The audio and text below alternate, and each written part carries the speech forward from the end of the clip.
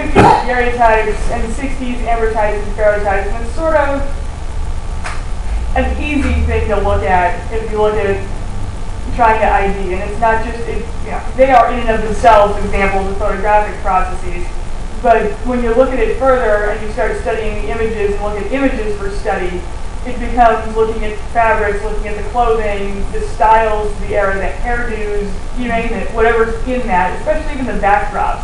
Are these studio shots? Is it something outside? Is it a traveling studio? All of which can be seen in these photographs. Dating them is probably best determined by markings, if there are any, with photographs. If it's things like some ferrotypes that come with, or tintypes, depending on what you want to call them, that come in their little cardboard case, little paper case. It actually does have a maker's mark on it. It's got a mark from a studio. That's one way to do it. Otherwise, really, the best way is looking at the sitter and trying to figure out from that, discern it, date, location, something of that nature. Why? Well, who doesn't want their likeness dating? Once this took off as something that anybody can do, that it becomes common, it seems like everybody and their mother goes to get their picture taken. And what does it tell us? Well, it tells us that photographs, you can look at the economics of the sitter, you can look at the possible occupation or location, what commonalities exist in different images, and so forth. Then we have the 1860s men's frock, which is the one in the cabinet over there, actually at the far end. And it's a common style. It's a double-breasted pattern, black broadcloth throughout. It is lined actually in a silk, but that's kind of beside the point at this moment. It's got some great examples. It has a wonderful coat sleeve on it, which is definitely fashion forward. And that's kind of where you want to be. So you can date it between construction and stylistic elements to about the mid-19th century.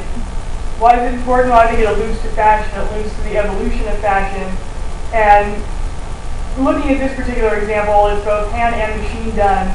So it's sitting there right in that mid-century period. So you're looking at stitching, you're looking at the style, the fabric, the attributes. It does exhibit most of the norms. It doesn't have tail pockets in this example, but it makes up for them in the chest. Then we have the 61-62, the Nashville Plow Works. What is it? Well, it's a Confederate officer sword at its low end. I mean, that's simple to describe it that way. Where is it coming out? It's actually coming out of Nashville, Tennessee between June of 61 and April of 62, or its production date. So while it's understandable that this particular model, they actually produced a fair amount of them. Nobody's got a solid record on the numbers of production models. It's known pretty well. I think what we saw within a couple of months, they produced more than 20 of them in production. But certainly where does it sit now? There's no record of how many of these things were actually produced. But if you look at it, it's got very stereotypical aspects to it for Confederate sword manufacture. It's got its unstopped puller.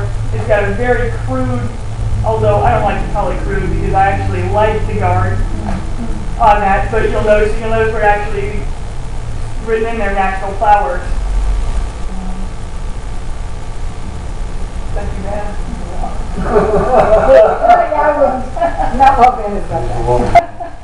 Well, and as Christopher loves to remind everybody and tell everybody, it sort of reverses the biblical adage of beating swords into plowshares, and plowshares into swords really work in this case. That is, the South being an agrarian society, you got to start moving production to any possible form, and they're just simply moving from making plows and making farm implements into making something else. Well, I guess you could both say they harvest things, but other than that,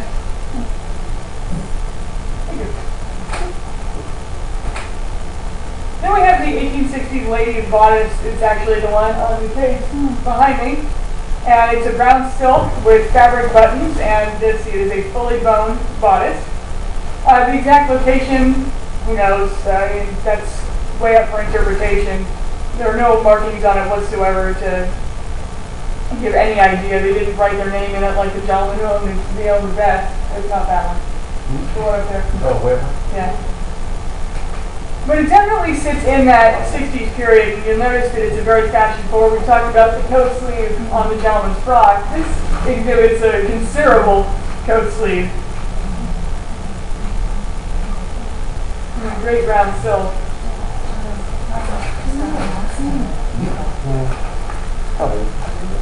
It's a child, huh? Is it a child? No. Or is it a, No, it's a woman. That's a woman. It might be a young woman. Yeah, young woman. But it is, First grown-up dress. yeah, it's definitely a very small individual. It's an amazing picture. It's in great shape. It's a fully lined bodice. Bone in the front, they're all still there.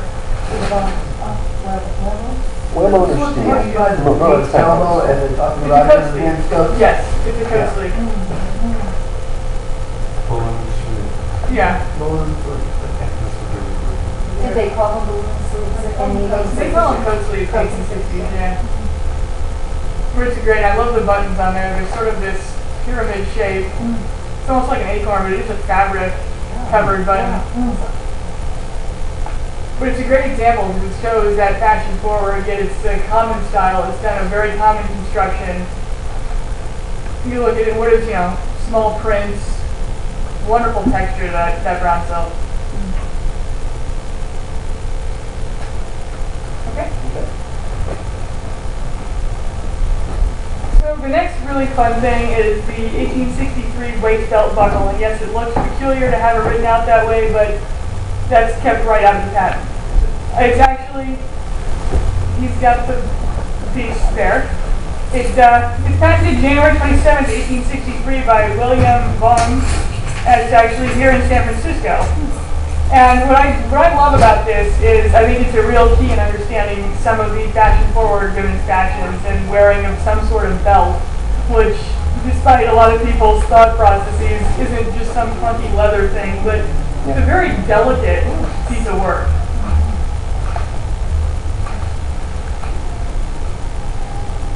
And that kind of lends itself to its own understanding of production in San Francisco.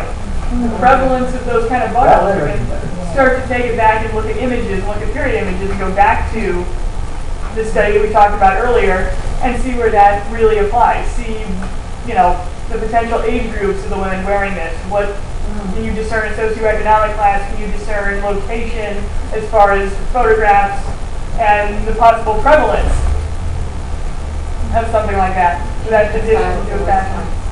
Yeah? Changing style of the waistline. Oh yeah. And that it's not something so dramatic as a big leather god-awful belt with a CS buckle and a knife. You said that, not me. I did. But I would have said revolver. That too. That definitely too. So, going back to that photo and what you can learn from them, we have some 60s, 70s CDVs, and that's kind of the height of the cartoonist period, where these things have become, photographs have become so common that now you can actually reproduce copies of photographs. And it's not like the old amortized or daguerreotypes where it was a single shot process.